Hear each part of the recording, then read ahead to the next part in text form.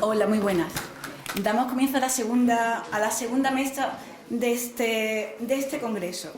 Como veis, el congreso, el programa ha intentado seguir una línea lógica en la cual de la exposición de los marcos teóricos, que es lo que nos ha ocupado, de la presentación en la ponencia marco y la presentación del marco teórico, que ha sido el objeto de la primera parte de esta mañana, vamos a ver ahora qué es lo que nos ofrece el marco jurídico español y cómo el marco jurídico español se inserta en uno de estos marcos teóricos, en varios, en ninguno, etc. Es decir, cuál es la posición del marco jurídico español en relación con el trabajo sexual. Y para eso contamos aquí con un panel de absolutas veteranas en este tema. Vale, de absolutas veteranas jurídicas, académicas en este tema. Tenemos, ante todo, a María Luisa Maqueda, que es profesora de Derecho Penal en la Universidad de Granada, a Encarna Modelón, profesora de Filosofía del Derecho en la Universidad Autónoma de Barcelona, y a Ruth Mestre, que ya conocéis, profesora de Filosofía del Derecho en la Universidad de Valencia, y que nos hace el absoluto honor de hacer doblete. Vale. Entonces vamos a empezar por este orden. Empezamos por María Luisa, que nos va a explicar en términos genéricos el marco legal penal, digamos, ¿no?, de la prostitución en España. Cuando quieran. Gracias, Blanca. Gracias, Blanca, por haberme presentado y gracias por haberme invitado, porque así para mí es una experiencia emocionante que quiero compartir con vosotros. Esta mesa anterior ha sido increíble, la intervención de Paula también. Y además entiendo, y creo que todos lo compartimos, que hablar de prostitución en estos momentos de pánico moral, ¿verdad?, representa un desafío que es un verdadero orgullo y un verdadero privilegio poder compartir con tantas feministas que, como las que estamos aquí, que se han visto concernidas en esta campaña del feminismo institucional contra las trabajadoras del sexo, y que es increíble porque es una campaña que se libra en nombre de los derechos de las mujeres, derechos de las mujeres a la igualdad, y que sin embargo lo único que se propone es cercenar derechos, cercenar opciones, arrebatar derechos, incluso el derecho a estar, el derecho a dejarse oír, a expresarse con voz propia. A mí me extraña este feminismo tan identitario que sin embargo se permite el lujo de enfrentar a mujeres contra mujeres. Yo vengo a hablaros del marco de la legalidad de la prostitución en el Estado español, y quiero incluir en ese análisis no solamente a la prostitución voluntaria, que es la que implica a las trabajadoras del sexo, sino también a las trabajadoras, también a la llamada prostitución forzada, de la que nada se habla, no se dice nada en los discursos abolicionistas, y que sin embargo ellas sí son víctimas, ¿no? Son víctimas en definitiva porque son ignoradas y porque parece como si no existieran en la realidad social y en la realidad legal. Y ese análisis lo propongo hacerlo denunciando o mostrando la inconsistencia, yo le quería llamar así, la inconsistencia del ideario abolicionista visto desde arriba, desde su marco normativo, pero sobre todo visto desde abajo, de esas mujeres que están atrapadas dentro de ese marco y que sufren además sus consecuencias más injustas. Por tanto, quiero reivindicar desde este momento el primer dogma anti-abolicionista, es decir, la distinción entre prostitución voluntaria y la llamada prostitución forzada, que me parece un principio ineludible desde una política del derecho, una política de derecho, y no de una política ideologizada, que es la responsable, yo diría, en estos casos, de la falta de derechos de una y de otra. Quiero empezar hablando de la prostitución voluntaria. Creo que todas sabéis que se habla de la prostitución voluntaria como algo ilícito, ¿verdad? Y eso se apoya, perdonadme que entre en todos los formalismos propios del lenguaje jurídico, pero es fundamental para intentar sacar experiencia y enseñanza de lo que está ocurriendo realmente, no solamente en la legalidad, sino también en la aplicación jurídica, ¿no?, en la práctica jurídica que lleva esa legalidad a la realidad económica, política, jurídica, etcétera, etcétera. Pues bien, esa idea de la ilicitud de la prostitución voluntaria dice apoyarse en los artículos 1271 y 1275 del Código Civil, que supuestamente afirma que la prostitución, que el contrato de prostitución es ilícito porque es contrario a las leyes, dice concretamente estos preceptos, son contrarios, la prostitución es contraria a las leyes y a la moral y a las buenas costumbres, que leído, según la terminología abolicionista de ahora, sería contraria a los derechos fundamentales de las mujeres y a la igualdad de género. Pues bien, este entendimiento de la prostitución como algo como un negocio ilícito es el que se ha extendido prácticamente toda la jurisdicción de lo social y por consiguiente toda la jurisprudencia social. Y tenemos un ejemplo, hoy se refería a ello Belén, o Paula, se refería, pero se ha tomado precisamente en cuenta últimamente en una sentencia de la Audiencia Nacional de 19 de noviembre de 2018, donde, como sabéis, se ha considerado que tanto los estatutos como el acta de constitución del sindicato, otra, era contraria al ordenamiento jurídico. Decía en esta sentencia, la sindicación es un derecho de las trabajadoras frente a sus empleadores, pero siempre que se realice en el marco de una relación laboral, y esta no es posible en la prostitución, puesto que ella en sí misma constituye un objeto ilícito. De manera que el primer obstáculo que nos encontramos para la licitud de la prostitución se encuentra en la idea de que es contraria a las leyes. Y hay que preguntarse, ¿cuáles son las leyes que prohíben la prostitución? En la propia línea y en los criterios que establece la propia Audiencia Nacional, se supone que hay que irse al ordenamiento jurídico penal, al Código Penal, para saber si efectivamente la prostitución es lícita o no es lícita, y por tanto si castiga o no. Y contra lo que dice esta sentencia de la Audiencia Nacional de 2018, el Código Penal no prohíbe ni el ejercicio de la prostitución de parte del trabajador, ni tampoco prohíbe el proxenetismo a seca de parte del empleador, por lo que mal puede negarse la laboralidad del contrato que se celebra o que transcurre entre ambos. Y voy a intentar explicaros esto con un poquito de detenimiento. A ver, es verdad que en el Código Penal se establece en el artículo 187 que se castiga al que se lucre explotando la prostitución de otra persona, incluso con su consentimiento. Pero como bien dice la jurisprudencia, el núcleo de la prohibición no está en el lucro, no está en obtener un provecho económico, está en el concepto de explotación que se maneja. De manera que esa explotación es un criterio que también establece la Directiva 2011 de la Unión Europea.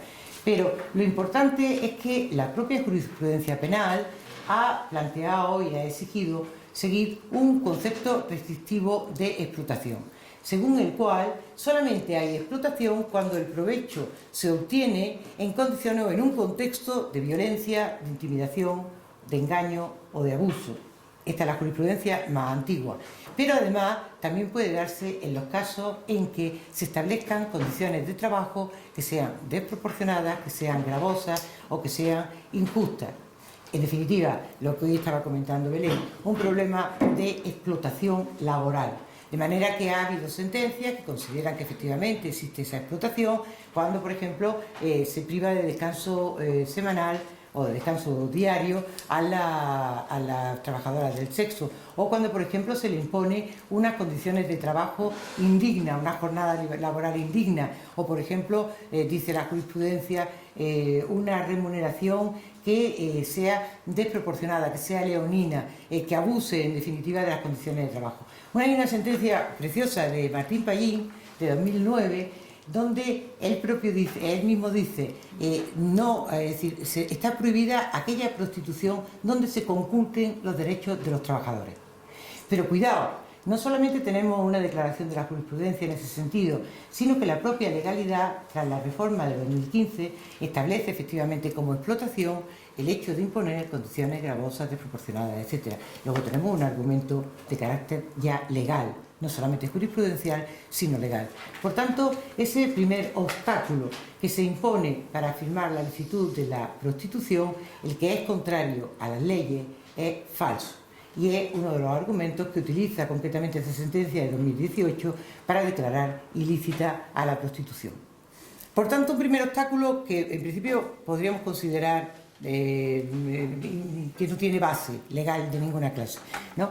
Pero hay otro obstáculo complicado, más complicado por lo ideologizado del planteamiento, donde la propia Audiencia Nacional dice: la prostitución sigue siendo un negocio ilícito. ¿Por qué? Porque cualquier relación de prostitución que se realiza bajo la dependencia de un empresario es contrario a los derechos fundamentales de las mujeres y a la igualdad de género. Los que estén en el tema habrán visto que, habréis visto que en definitiva no hace sino retomar el argumento utilizado por el Parlamento Europeo en su declaración de 2014, donde consideraba que efectivamente la prostitución era contraria a la Carta de Derechos Fundamentales de la Unión Europea y que además era una forma, decía, de violencia de género. Y también retomamos el espíritu del convenio, que cada vez se vuelve a utilizar más, el Convenio de Naciones Unidas de 1949, que fue la que instaló en el panorama internacional, digamos, el abolicionismo, y se consideran como si fueran argumentos de autoridad, argumentos irreductibles, contra los que parece que no hay ningún otro que se le pueda oponer. Sin embargo, no es así.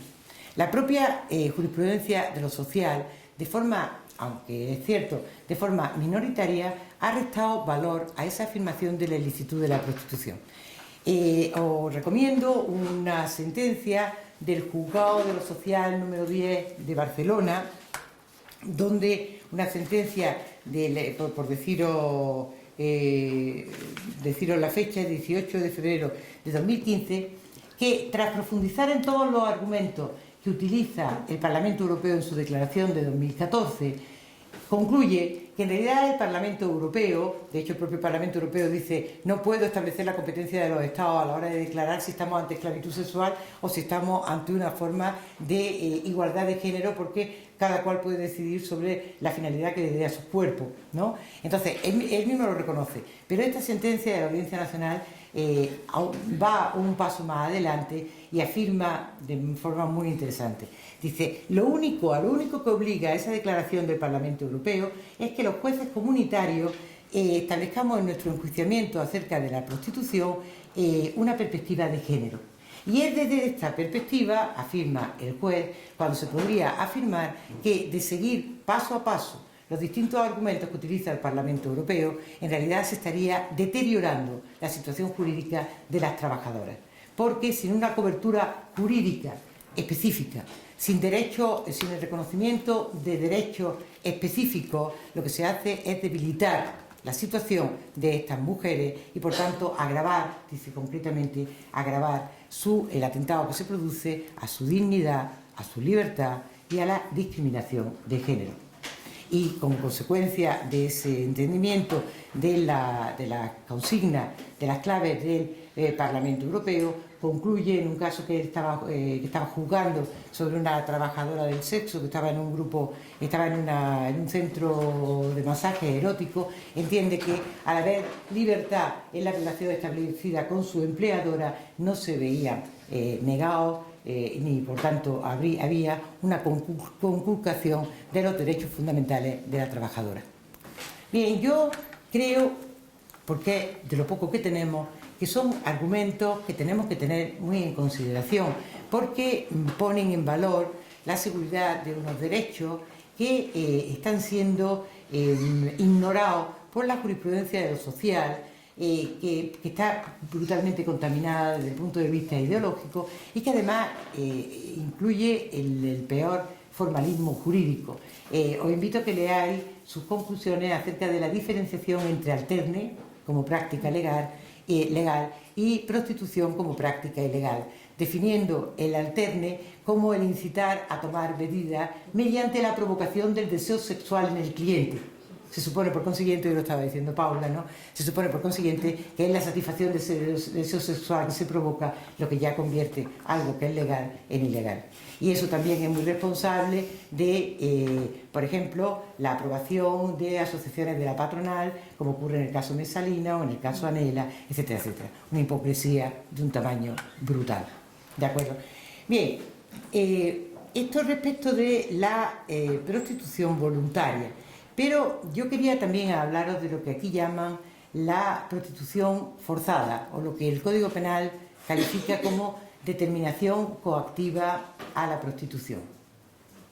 Lo cierto es que al estar tan invisibilizada esa prostitución forzada, entre comillas, al estar tan invisibilizada en los discursos abolicionistas, lo que sucede es que sus víctimas, es decir, no solamente invisibilizadas, sino además confundidas bajo la voz neutra de prostitución o bajo la voz de trata, y no es ninguna de las dos cosas, no es prostitución, la prostitución forzada, como hoy comentábamos con Ruth, ¿verdad? Ni tampoco tiene nada que ver con la trata, de eso hablamos si queréis después. Lo cierto es que sus víctimas se encuentran absolutamente invisibilizadas, absolutamente ignoradas, absolutamente ocultas, ¿verdad?, en la realidad legal y en la realidad social, como si no existieran más que en los relatos de las sentencias penales. Y si nos vamos a esas sentencias penales y a sus relatos, es donde se afirma la existencia de una serie de mujeres que se encuentran en unas posiciones extremas de indefensión, unas posiciones extremas de impotencia, y que tienen que soportar, que están sometidas a un proceso de deshumanización que puede durar, insoportable, que puede durar meses, que puede durar años, y que están a la merced de otras personas que la encierran, que las vejan, que le agreden físicamente, que le agreden sexualmente, que le retiran sus hijos, que le provocan abortos, que le amenazan amenazan a ella y a su familia para doblegar su voluntad. Pues bien, estas mujeres no están en ningún sitio, nadie habla de ellas, ni siquiera la legalidad, la propia legalidad las desprecia. Fijaros, en el Código Penal español, las penas en casos a los que me acabo de referir no pueden superar los 5 años de prisión. 5 años de prisión. Y lo que es peor, las tentativas de reforma que existen ahora en curso en el Estado español, ¿verdad? Por ejemplo, la ley, esa ley famosa de la que habla todo el mundo y que solamente se retiene de ella la diferenciación entre violación y abuso, ¿verdad? La ley sobre delitos sexuales, ni la nombra, no habla de la prostitución forzada. Y la nueva ley integral, si os acercáis al borrador que hay de propuesta de anteproyecto de la ley integral de la trata, etcétera, etcétera, veréis cómo todavía su trato es más indignante, porque acepta la imposición de penas que no lleguen a 5 años e iguala esas penas, lo que ya es un disparate jurídico, a los casos de proxenetismo sin explotación o a los casos de tercería locativa, cuando se alquilan habitaciones, o en los casos de clientela. Es decir, en esos casos se propone la pena de 2 a 4 años de prisión. Ya tenemos aquí el régimen sueco en las puertas, de 2 a 4 años de prisión, mientras que en el caso de prostitución forzada, entre comillas, y digo prostitución forzada porque, como decíamos hoy, la prostitución forzada no es prostitución, porque no hay reciprocidad, porque la prostitución forzada no hay más que un contexto comercial donde otros sacan provecho de unas personas que carecen de cualquier clase de empoderamiento, que no tienen decisión ni pueden llegar a acuerdos con el cliente, etc. Por consiguiente, eso no es prostitución, eso es otra cosa distinta. Y a eso llegamos precisamente, o quiero llegar ahora. Es que no existen en el derecho penal argumentos para poder medir en pena, aunque simplemente yo no soy punitivista, pero en este caso se me animan todas las ansias que no tengo en los otros casos, ¿verdad? Pero es que no existen fórmulas para poder valorar en pena, ¿no? Para poder traducir ese enorme desvalor, esa intensa depreciación que hay concretamente de las mujeres que se encuentran en esta situación. Pues sí que la hay. Mira, hay 2 fórmulas muy interesantes que tenemos que tener en la memoria. Una de ellas es la creación de un delito de esclavitud. Existe en muchos países de nuestro entorno, con penas que pueden llegar a 18 o 20 años. Y fijaros el relato de hechos a los que yo me he referido. No son penas excesivas, ¿verdad? ¿Y qué es lo que miden en ese caso el delito de esclavitud? Mediría ese grado de sometimiento, esa privación de derechos, ¿verdad? Esa despersonalización, esa deshumanización concretamente de estas personas. Claro, os engañaría si os dijera que en la academia no se ha tratado ese tema. Se ha tratado, sí, en un ámbito completamente ajeno al feminismo. No conozco ninguna posición feminista en ese sentido, ¿verdad? Pero ¿qué pasa? que están a merced de todos los artificios que se ofrecen desde la legislación a la jurisprudencia internacional. Si ahora leéis un libraco que hay así de grande y otros muchos sobre el tema del delito de esclavitud, están todos pendientes sobre qué es esclavitud, qué es servidumbre y qué es servicio forzado. ¿Cuál es el grado de sometimiento que es necesario? ¿Tiene que ser absoluto? No. ¿Tiene que ser inmutable? No. Sí, si es inmutable entonces es servidumbre. Si es absoluto entonces es esclavitud. Un grado de artificiosidad que no arregla el problema y que no nos lleva absolutamente a ninguna parte. Y otro planteamiento, yo lo hice en un libro sobre el tema de la prostitución y nadie le ha hecho ni puñetero caso, pero que me parece que bastante interesante, es la prostitución forzada. No es prostitución, como hemos dicho antes, ¿verdad? Es pura y simple violencia sexual. Es decir, se obliga a una persona a realizar o a soportar actos sexuales coercitivos. Y se hace utilizando a alguien como instrumento, en este caso el cliente ignorante de la situación, para materializar esos actos sexuales que van en contra de la autodeterminación personal de la mujer.